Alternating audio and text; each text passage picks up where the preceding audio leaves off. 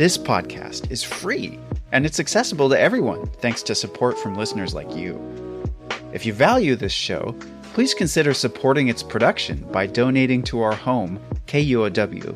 It only takes a minute to give, and you'll be helping to support the production of this podcast. Make a donation at kuow.org or follow the link in the show notes. And thanks! A person who chooses the vocation of writing has a deep relationship to voice. Consider David Sedaris, who wrote Santaland Diaries, a humorous send-up of the author's time working as a grumpy Christmas elf at a Macy's department store. The woman at Macy's asked, "Would you be interested in full-time elf or evening and weekend elf?" I said full-time elf. I am a 33-year-old man applying for a job as an elf. But it's also Sedaris' physical voice, his distinctive nasal tone and high pitch that makes him memorable. His falsetto imitation of Billie Holiday singing Away in a Manger is burned into my memory. No crib for a bed, the little Lord Jesus.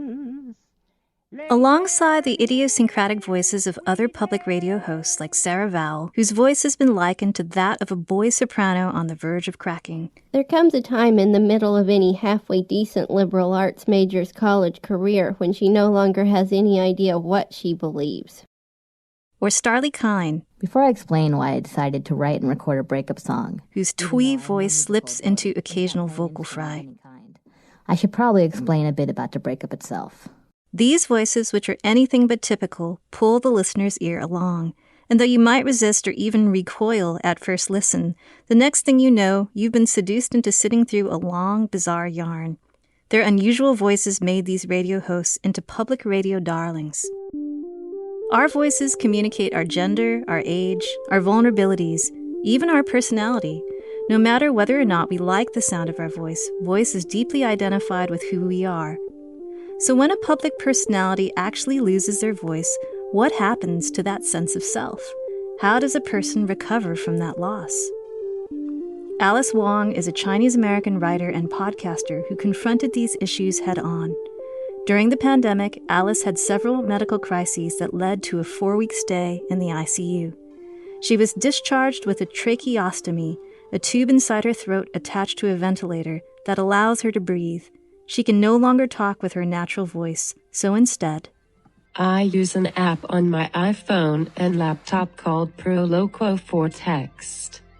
It is a text-to-speech app that I started using last summer after losing my voice due to a tracheostomy. I use it every day from the moment I wake up. Aside from gestures and making sounds with my hands, this is my main mode of communication, so I use it often the entire day.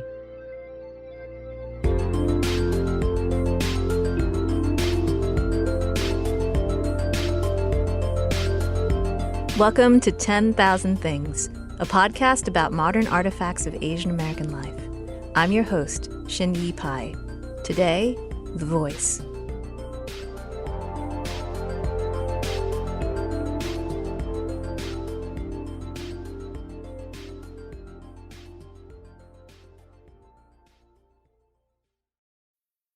I'm Alex Schwartz. I'm Nomi Fry. I'm Vincent Cunningham, and this is Critics at Large, a New Yorker podcast for the culturally curious. Each week, we're going to talk about a big idea that's showing up across the cultural landscape, and we'll trace it through all the mediums we love.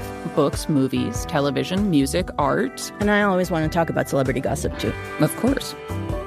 We hope you'll join us for new episodes each Thursday. Follow Critics at Large today, wherever you get podcasts. Alice Wong is widely known as a disability rights activist. Alice graduated from the University of California, San Francisco, where she later worked conducting research and trainings on personal care services that help those with disabilities live in the community, instead of institutional settings. Alice used her voice to lobby for her university to include disability-related curriculum as part of their cultural competency courses, and this catapulted her to national recognition.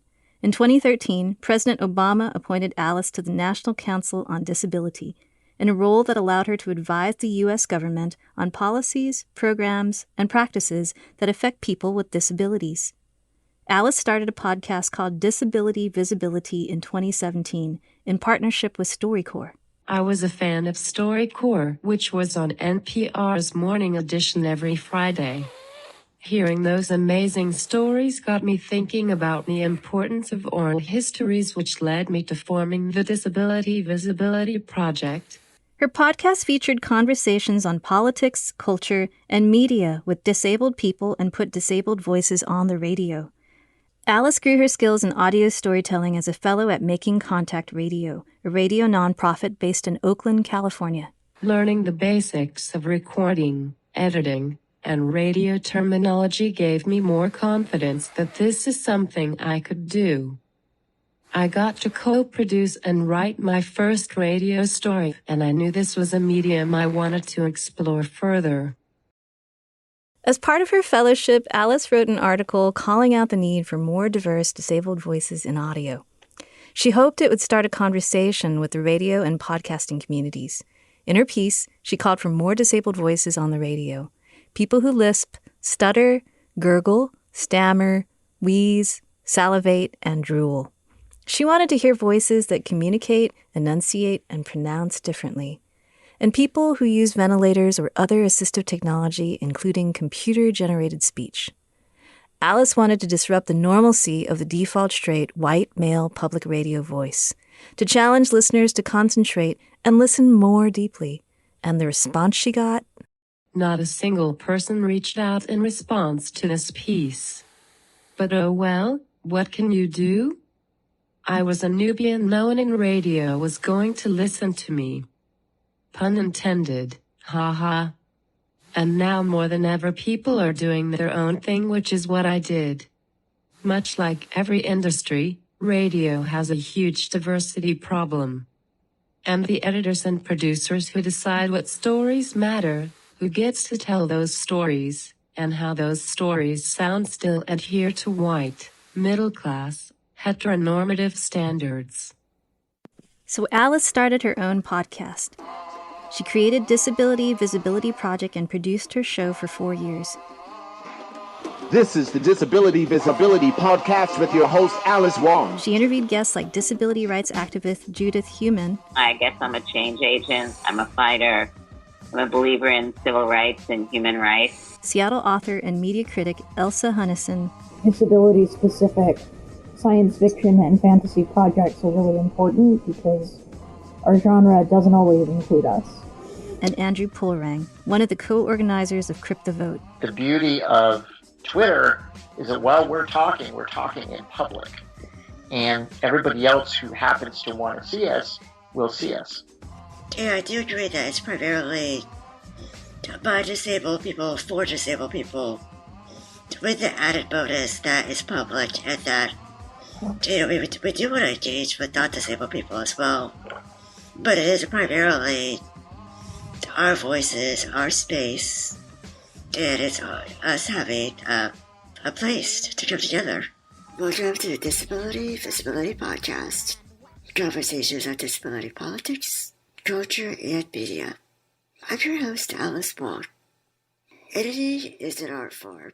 As a first-time podcaster, my voice wasn't smooth or easily understandable. The rhythms of my speech were not natural and interrupted by breaths of air taken by the machine. So there were moments of pauses during the conversation, but I grew to embrace this difference, this uniqueness. Ideas of what is considered a good voice gatekeep marginalized people, making them feel they can't take up space and sound. And the reality is there is space and sound for all of us.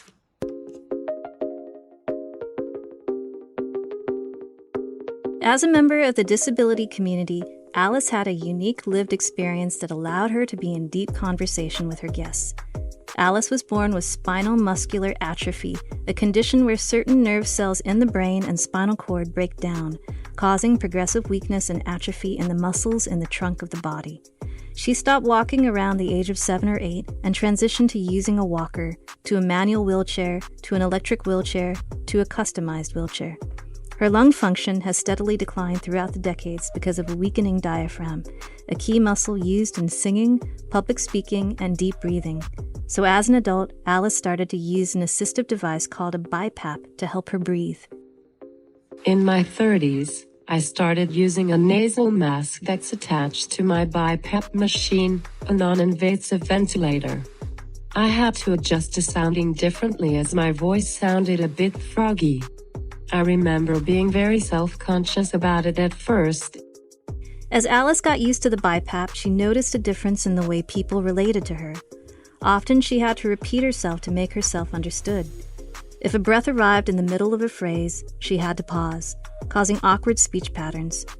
Talking for long periods of time while using her mask caused Alice to salivate a lot. She needed to pause to swallow. She found herself having to suppress the embarrassment she felt around her vocal difference. Eventually, I adjusted to this new way of life, and I embraced it as part of my disabled cyborg body. I think of that now as I am adjusting to not being able to speak at all. I'm eventually going to be okay and figure shit out.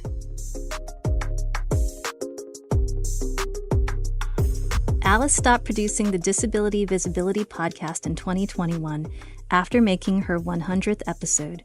She landed a book deal and found other ways to circulate the stories from her community, as well as her own stories.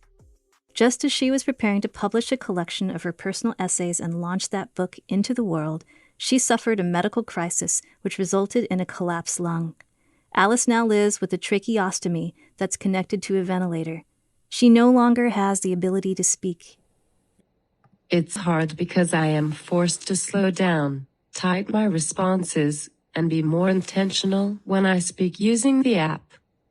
The text-to-speech technology that Alice uses allows her to have a voice, and that voice has an identity and name too. You can select from a number of voices by gender and accent by country. I honestly didn't like any of them. None of them felt like me, but I resorted to the voice called Heather, a female voice with an American accent that you are hearing now. Heather replicates human speech for Alice, but there's still an awkwardness to the conversation. People have to wait before they can reply, and this can be an atypical experience. But I am lucky to be able to type with relative ease and to have access to this technology. I try to remind myself of this whenever I am frustrated and impatient. Alice has found herself missing her physical voice. It was a part of herself that she loved. It was such an expression of my snarkiness, bitchiness, and humor. My razor-sharp wit comes out clearly and quickly through my speech. Alas, I cannot do this anymore, although if people look at me they'll see my facial expressions and know exactly what I'm feeling, but it's still not the same. Still, Alice's physical expressions and actions ensure that she's heard and seen. Even if she can't speak, she takes up space. She makes her presence known. I bang things on my desk, gesture with my hands, smack my lips, make clicking sounds with my mouth, or rock my head back and forth to get someone's attention. I set my phone to the highest volume to make myself heard. Despite her loss of speech, Alice has still found ways to activate her voice and to experiment with voicing. Last fall, I was approached by someone from Raw Materials, a podcast by the San Francisco Museum of Modern Art, to remix several of my previous episodes featuring disabled artists. Every season they feature a different podcaster, and this was an opportunity I couldn't pass up. Interviews like this are also attempts to be in this space with some modifications, such as requesting questions ahead of time so I can type my responses and record them. Some people may not consider it a typical conversation, but this is what works for me now, and I am a constant work in progress. My voice is making a statement in itself, and that I still have a lot to say with it.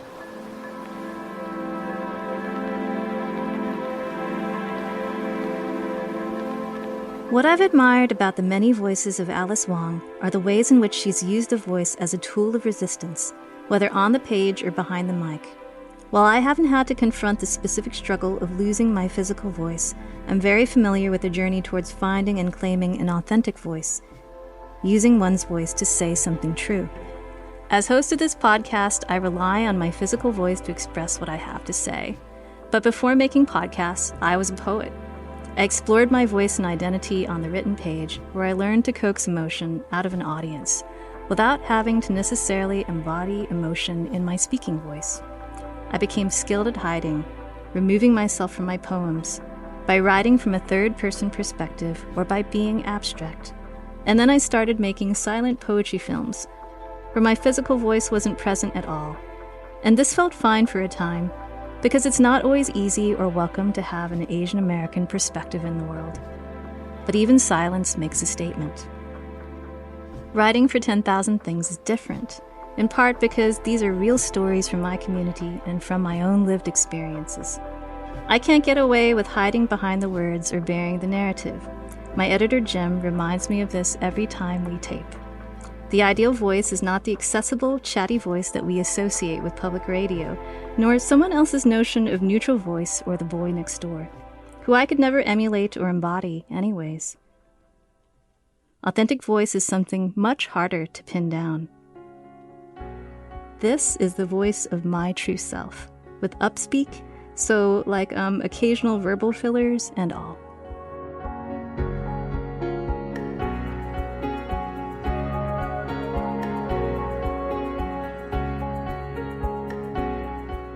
Alice Wong is a writer, podcaster, and voice for disability visibility. Thanks for listening to 10,000 Things. This is our last episode of our season. Your support means so much. We're already making plans for our next season. In the meantime, we're going to be sharing some episodes of other podcasts that I think you might like. So keep checking back for more stories.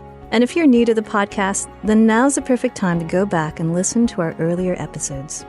We'd love to hear what you think of 10,000 Things and how it resonated with you. Write us at kuow.org/feedback.